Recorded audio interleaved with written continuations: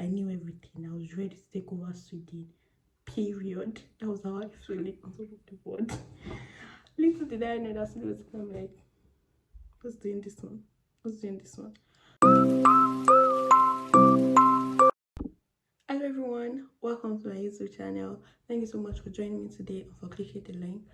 So today I'm going to be talking about like my journey so far in this country as an international student, and it's more like an expectation versus reality, something like what were my expectations coming to this country and what has been my reality so far. So like it's 4 months since I got here already, so this is like a 4 months update. I'm going to be talking about that, and I'm going to be talking about my journey, like my journey before coming here, like what prompted it. So most of the time when I tell people that I am here in this country studying, and they're like, what country are you in? And I tell them Sweden. Like, Sweden? Why Sweden? Why not like UK, the United States, or Canada? Like, why not this popular destination for international students? And I feel like it's kind of like very tricky to explain.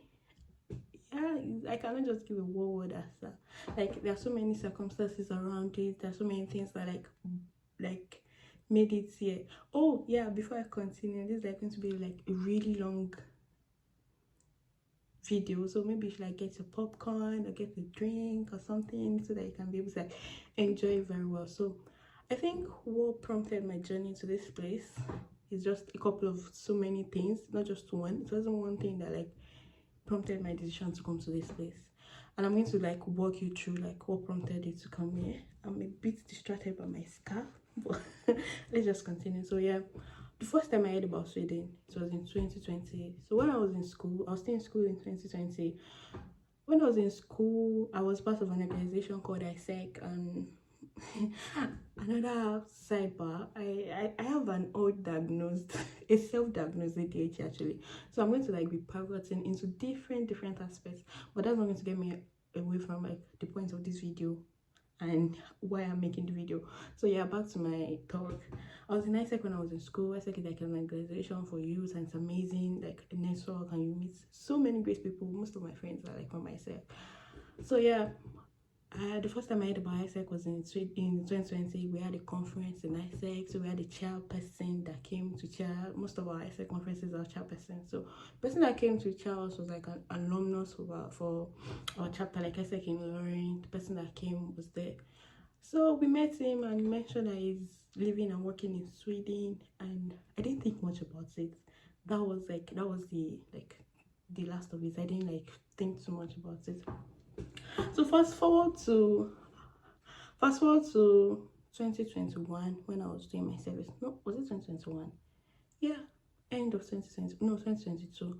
2022 when I was doing my service, I had a friend that I met earlier in the year. His name is Abdulrakib. So we were talking, and I was like, oh, I'm not in the country anymore, I'm doing my master's abroad. I'm like, oh, that's nice. Where are you doing it? It's in the UK. Just like every person, or like US or Canada, or those popular places. I'm like, no, it's Sweden. I was like, oh, Sweden? Why? That's so random. Why did you pick Sweden? So that's so random. Why did you pick Sweden? I was like, oh, Sweden is really nice. So somebody that told him about this, and he did it himself. He did it in an agent. It was so seamless.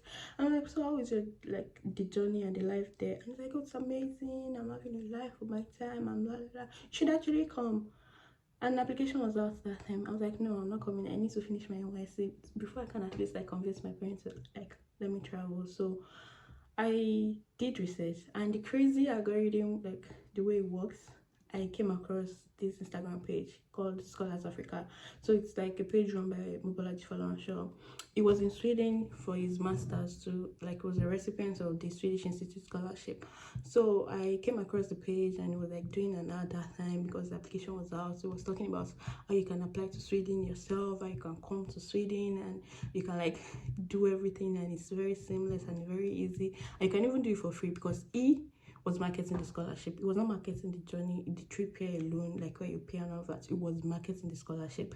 It was like, was going to teach you how you're going to get the scholarship, how you're going to come here to study for free, and even paid by the government, because if you get the scholarship, you get paid by the government. But that's like a separate thing on the side. I'm going to talk about that one, like a story for another day entirely. So I registered to his email class. He had the email class, like it was like 5 days, and he talks about like the things you need, the documents you need. It's really insightful. I studied it and I wrote everything down. Then I went to search for schools, and that was when I came across my school. So the current school I'm in is the Swedish University of Agriculture. First time I saw this, I'm like, yeah, this is good. I'm going to. This is good. I'm going to. Like, coming from a background with agriculture, and I'm like, it's not like I really want to switch. Like, people are so scared they don't switch. That is another topic for another day. Because when I tell people what I'm doing, the program I'm doing is agroecology, by the way. So people like, she came all the way from Nigeria to come and study agriculture. That is wild. That is weird. Why are you doing this? Like, why are you wasting money? Every year you're going to get a job. What do you want to do with a degree in agriculture? I mean, I get like really, what's the word? Doubtful sometimes, but if you know what you're doing, it might make sense to you, it might not make sense to anyone. So yeah, I did like studies for the courses that I want to do, the programs and the school and all of that. So I started it, and that was like late 2022. Yeah, that was like 2022 that I started the program, and I was accepted. All those blah blah blah. I'm going to talk about the process later in another video.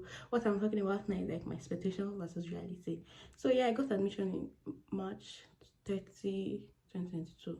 I got admission, and when you get admission you pay, because unfortunately I could not get a scholarship.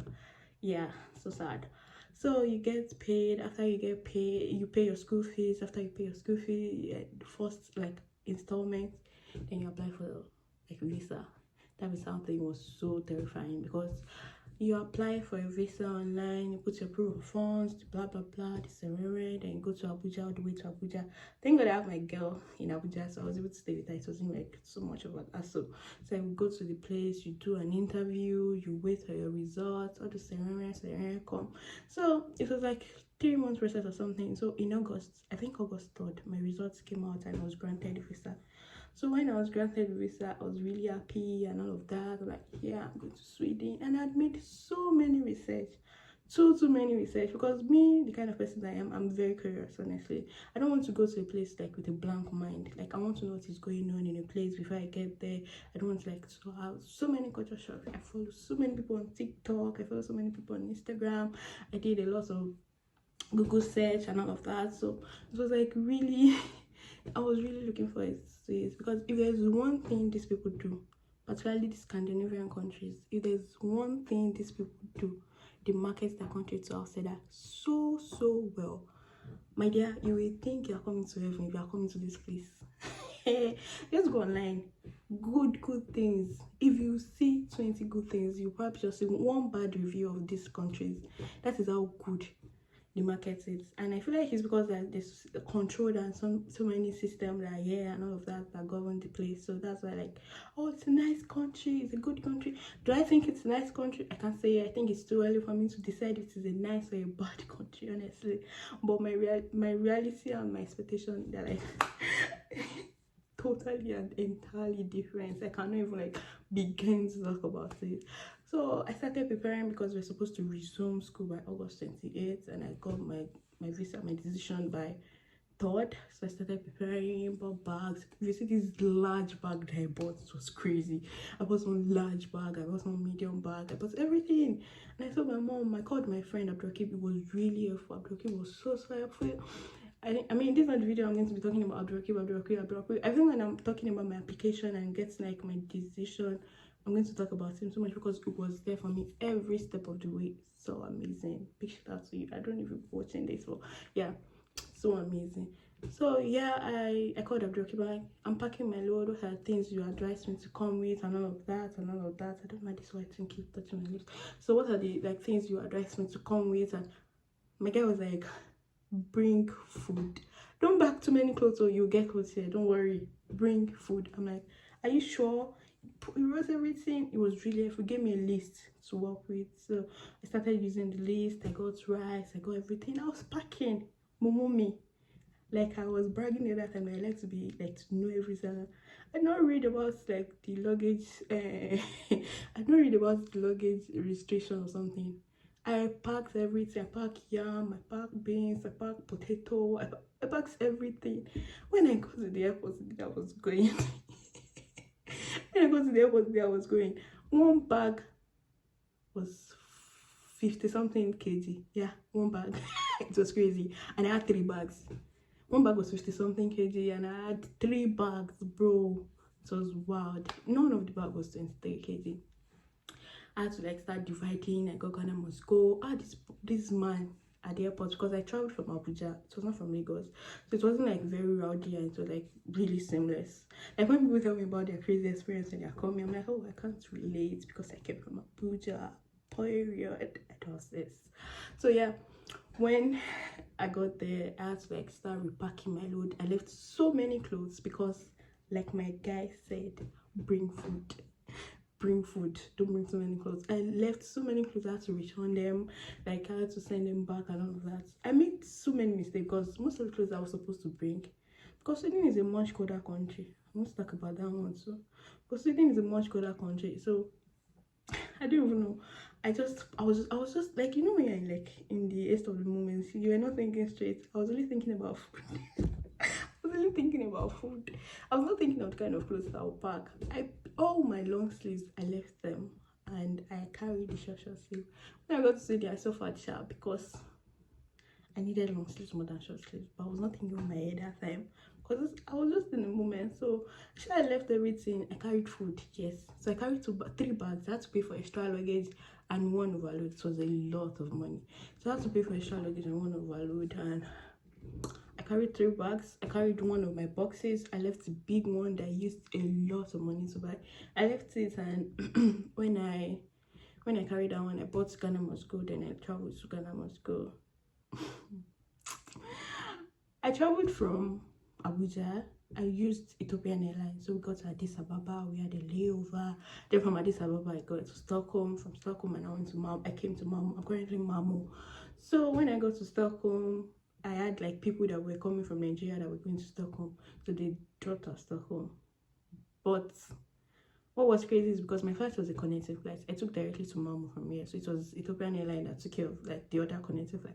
And I didn't miss that flight because that airport was so big. I was just throwing up and down. I was just calling God. Like I was reciting everything I could recite. Like, God, I don't want to. They had to wait for me. I think the reason why they waited for me was because they know like I'm new in the country and it's just a connecting flight, and I was finding my way because everybody was looking at me. It was so weird, so weird. That was the first time I was in a place full of like other people that were like don't look like me, and it was really weird and all of that. So I'm like, but I was thankful that I didn't miss the flight, because imagine missing the flight, I have to be thinking of ways to get there. Most people don't pass Stockholm when they're coming, they pass Denmark, because Denmark to this place is like 15 minutes or so by train. And but I didn't know that time. And me, I had followed everybody I was supposed to follow in my head. I knew everything. I was ready to take over Sweden. Period. That was how I felt on top of the board. Little did I know that Sweden was gonna be like, who's doing this one? Who's doing this one? So I finally found my flight. I got to Malmo airport. Oh, let me go and check my loads. I got to where they were checking out loads. I did not find my load. It was crazy because I had 3 loads. I didn't find one. I went to the service center, blah blah blah. I told them I didn't find my load. They started calling. They started asking so many questions. The questions were so much, bro. I called my mother and I started crying. If you know me, I call my mother at everything, and I cry at every single thing. Yo, I called my mother and I started crying. It was wild because what do you mean you can't find my load? You can't even find one. You can't find 2 out of 3. You didn't find all 3, bro. They said that you should go home. We're going to bring it to you. You don't have to worry about it. I'm like, you mean go where? Everything. And I'm supposed to resume school the next day because I traveled on 26. I got here on 27, and school was resumed by 28. I wanted to come in, like I wanted to meet the first day roll call so I would be able to join. So he said, what? So I had only the clothes that I was with, just my hand luggage, and there was really nothing inside the hand luggage that I had with me. I called Abdulrakib again.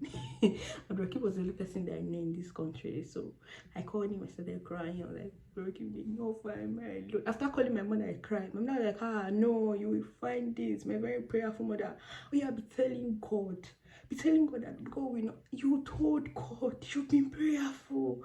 Prayer is going to work. This prayer is going to work. You must find it. Don't worry. So I'll go and pray now. I will call everybody I know to start praying for you. Prayer warrior. My mother, I'm like, okay.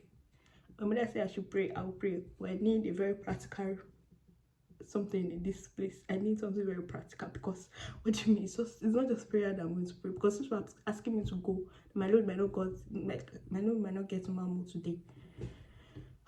So well. So I called Abdul Rakib, and when I called him, I was like, oh, so it said I should give him like a mini, so he can call someone, anybody that knows a Mamu that can like help me out at least, like to like get settled down, since I don't have any of my loads. Like, it was so funny that none of my loads came with me. They like literally left. It's a different thing if they didn't carry one. They didn't carry any at all. So it said I should wait for a while. I was already in the airport. I was crying. It was my first day in Sweden, and I was already going through stress. I didn't have my bag with me. It was funny. I didn't have my bag with me. I didn't have anything. So he called someone. Thankfully, he knows someone in Mamu. So like every other country, there are different cities in this place, there are different areas. Unfortunately for me, my friend Abdulrakib that I know was not in my city.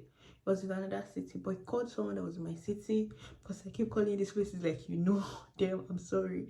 So he called someone in my city, and that he knows, and person like was like, okay, I'm going to take boats. I'm going to like put your address, the address of your school, we are going to put it there, and the boat one is going to carry you. My phone is about to die. I didn't get a place to charge and all of that, because I've been traveling like for a day and a half, and so I called the boat. It was ridiculously expensive. Thinking back now, it's because I did not know the value of money. So they put 500 sec there. I was thinking like just 500 naira, bro. 500 sec is a lot of money. I think 500 sec to a supermarket now. I have like 3 bags of groceries that will be filled up. So I put the put 500. I was thinking it's not much money, and I said that Rakib, 500 sec. It was like, take it, it's not much. And he collected the money back, but at least it was very helpful. So I got the boss, and the bossman was really kind. I told him that I'm just coming to this place. He gave me charger. He put Kenny there. It was when we got to the school, because it was on campus. I was supposed to be, because I had my accommodation on campus. When we got to the campus, I could not know where to find my building, because the school was just looking like, I'm like, is this the bush that I'm coming to go and live? What sort of English is that? Is this the bush that I'm going to be living? It was weird. So we could not find where to stay or where to go. The man helped me. He packed to make sure that I called the person that was in charge of us staying here. And the person was like, oh, he's not in the school. He left the key with my flatmates. I should find my way. And I'm so terrible at map reading. These people, they will give you map as if it is 1, 2, 3. What do you mean this is the map? Follow it. I don't understand. My coordination is very bad. You know the amount of time I've lost in this country. I had an appointment. I missed an appointment twice because I could not get the road. And this was an appointment, my God. So I got there. I was finally, like, while I was waiting for this person, my Uber had to leave, so it dropped me in one very far place that's very far from my accommodation. So the person that Abdulrakib knows had already called me, said he was on his way. He had his car, so he was on his way. So when he got there, he came to meet me in front of that place. So we went to a more open area that was like very close and all of that. So I called the person that was in charge, and I was asking him for the area. If you say I was walking around the old school, the way they would draw the map here. Once again, annoying, very annoying. Those days are cold. So I finally got my accommodation. I got my flat and I entered. It's looking fine, it's looking prim and proper. They bring me to this cubicle, they call it a room now. The room was so small, but they have a choice. It's me that wants to come and study in Sweden. So I just left my stuff. The man carried me to his house. I'm so thankful for them. I'm thankful for Abdulrakib. Like, this journey would have been so extra hard. I mean, it is really hard right now too, but without Abdulrakib, it would have been like over the top high. So when I got there, they carried me back home. Checked the room. I was like, oh, the room is nice. It's a very decent something to start with and all of that. So he took me to his home. I met his wife, and they made rice for me. They made rice, they made stew. It was really lovely. I get to speak with them. So the wife took me to the one H&M store, and I got my very first top at Sokoto. Once again, these people, they won't tell you that this money is much. But what do you mean I bought top and Sokoto to around 5?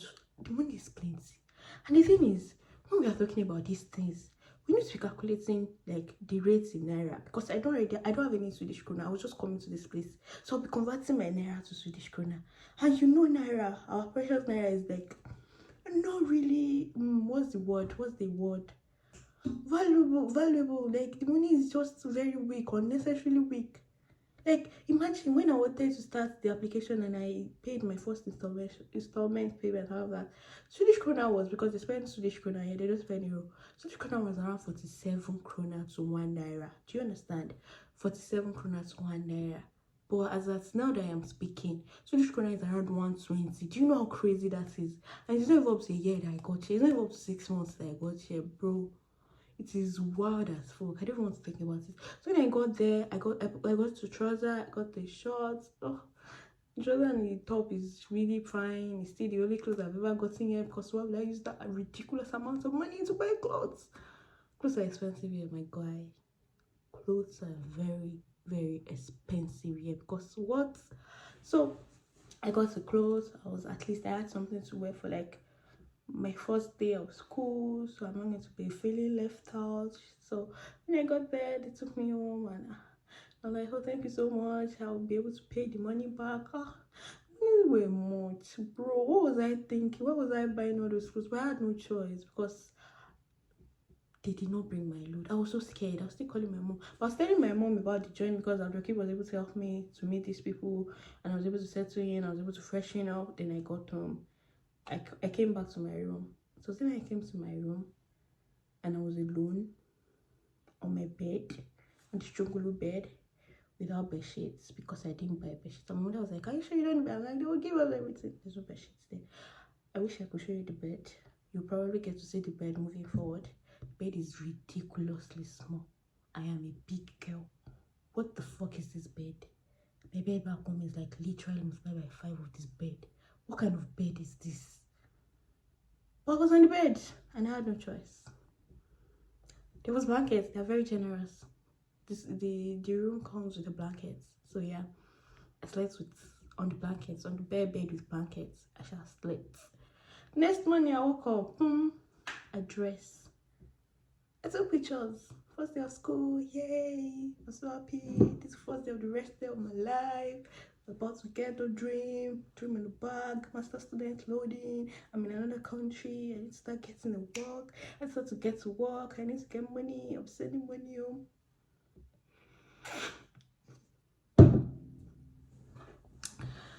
My god. Jokes on me, bro. Jokes on me. So Abdulkib was still calling her. Abdulkib was so helpful. I'm like, if you get to hear Abdulkib 1 million times, at least he's done way more than that, and he deserves more than it. I'm saying, because it was really, really helpful. Honestly, I would call him and I would pick one time, and he would like get someone to help me. I would offer the help. So when I got to school, we met a lot of people. We met teachers and talk about the school. This course is amazing. Course, blah blah blah. Course, and we should rest a bit. I shall go to.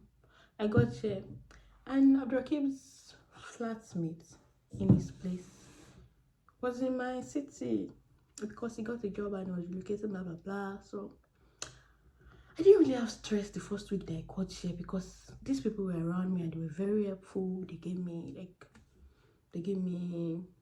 tickets money. They literally gave me money. It was because I didn't know how to gain money or anything, so they gave me money. The first week was nice. Even the first weekend, I traveled. I went to meet my friend Abdulkib in the city before, because he was relocating to another part of the country. So I wanted to see him, thank him, give him some food that I brought from Nigeria. Yes, I brought food from Nigeria. Like, I collected something from his family member and I brought it. So I wanted to give him. So I gave him. I snapped picture. I posted. I'm like, oh baby girl. I'm doing like this because, bro, have I cried? Have I cried my eyes out? Am I still crying? Am I still crying? Oh, bro. I'm sorry, but the first month passed and we had our first assignment. That was where everything started. The first assignment I was supposed to do was a science paper. you're supposed to write 16 pages of a scientific paper, a report, but in a scientific paper format of a farm that I went to. I'd never done anything like that in my life. I was lost. I didn't know anything to do. I consulted everything that I could consult. I did everything. No, I cried shaky. I cried. That was when I knew that, oh, it's not just about master. Hey, I'm doing my masters. I'm doing everything. The job search was not like really like in my body then, because just a month. So you get it, don't worry. You need to get your personal number. Yeah, the personal number, you need to get a bank account. And before you get a bank account, I got here in August 27 and I opened my bank account December 10. Yeah, it takes that long to get a bank account. Ordinary bank account in this place. Before I could get money to spend. Before I could, like I mentioned earlier, my ADHD, my self-diagnosed ADHD, like make me distracted a lot when I'm like doing so many things. So my bags that didn't get here the day that I got there was sent to me to my address, because I wrote my address, my this place address, because I wrote it down. They brought it the next day. Immediately I got back from class. As I was coming back from class, I saw them dropping off my bags. I was so happy. Called my mother. My mother was like, I told you, our God does not fail. Our God does not wait for you for bad. Already prayed. Thank God. They brought everything. I said yes. So the luggage issue was like settled and all of that, because I realized that I jumped from like talking about the luggage and not giving you like final clip about that, like the final gist about that, to jump into like my assignment issue. So yeah, like I was saying, it's very hard to like integrate into the system. It's so hard. So there's a thing called personal number. Yeah, personal number is like NIN in Nigeria, like national identity number. Like it's something that's like just like to identify you and all of that. And you need that. You need personal number. You need ID card before you're able to get your bank account. And if you need personal number, you go to the tax agency. Yeah, you apply, because you're a new resident. You're just coming to the country. You apply for that. You wait for like a week. What did happen? I'm laughing because I remember something that happened. So I'd applied for the personal number and I was expecting to get the personal number mail from my email. Apparently she gets it in the post mail, like the box, like the mail that I get from her. It has been in my post, like in the post box, like for like a week, and I didn't get it because I was waiting for him. I even sent them message and I was asking Abdurraqib, how far they, yes, I was mentioning Abdurraqib a lot. How far I've not gotten it? Are you checking your mail? But not them, is not like email that I'm supposed to check, because in Nigeria we don't have post boxes. What do you mean post box? It was until I opened the post box and I remember and I saw it. I waited 1 week because I had to book another appointment for an ID card. The ID card appointment, I was going to go to the tax agency for that one, so I had booked appointment online, waited like 2 weeks for that, and I got there the day and I got lost. So one thing I'm going to tell anybody using an iPhone is that Google Map will send you to places that you are not supposed to go to. Bro, Google Map tormented me. I'm never using Google Map for direction in my life. Ever since I found Apple Map, I found salvation. Because what? I missed my appointment, and they don't take appointments lightly here. Like once you missed it, you have to go back and book another one. You have to. And in Google Map, I was running up and down. It was crazy. It was so crazy. I called my mother. You're going to be hearing a lot of I called my mother, because yes, I called my mother a lot. I called her and I cried. There's a reason for it. God has everything. My mother and God, best friends, twins personally. My mother and God, tell her anything, God this. Tell her anything, God that. I mean, it's admirable because I am copying. So, my expectation really coming to this place was that I'm going to be traveling. I picked Sweden because after reading about it, if you have a resident permit to stay here, you can travel to all the EU countries without applying for any visa. Like I can go to Denmark, I can go to Norway, I can go to Finland, I can go to Iceland, I can go to so many other countries that I cannot count on my finger, just one finger. That was one of the main reasons, because if you know me, and even if you don't know me, I love to explore. I love to travel. and the Dora the Explorer part of me right now is crying because even to feed now, I am doing mathematics, like proper mathematics, because this country is expensive. And the thing is, I was not blind when I was like coming to this country, and like I was reading about it, and people were like, oh, Sweden is on the expensive side. I'm like, oh, don't worry, we will book it. And I was talking to a friend the other day, said like he thinks that the bravest part of traveling abroad is like coming. I don't think most people know what they're putting themselves into, honestly, when they're coming.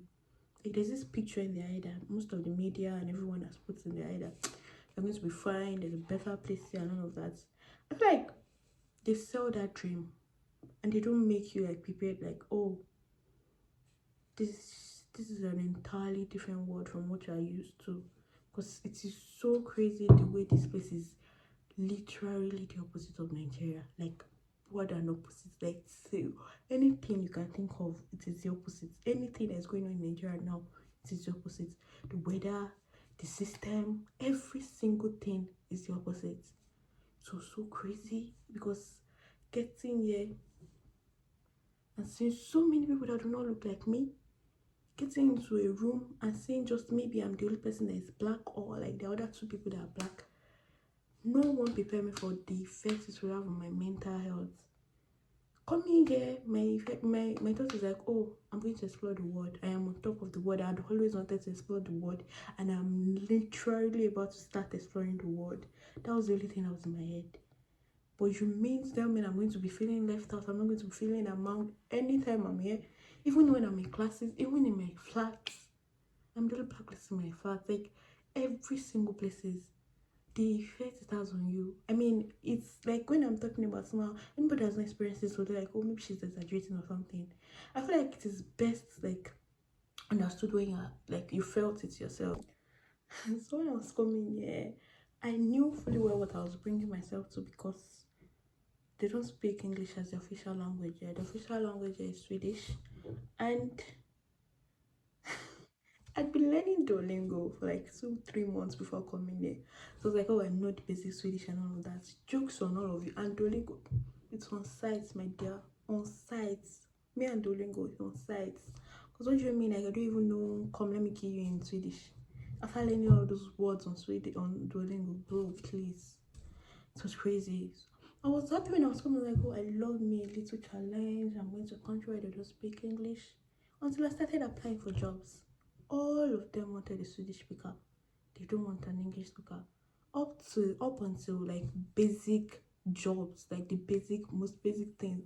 I got an interview for a nanny job, and the moment I entered the like interview room and I started speaking English, like, oh, I'm sorry, no, this job is not for an English speaker. We need someone that speaks Swedish.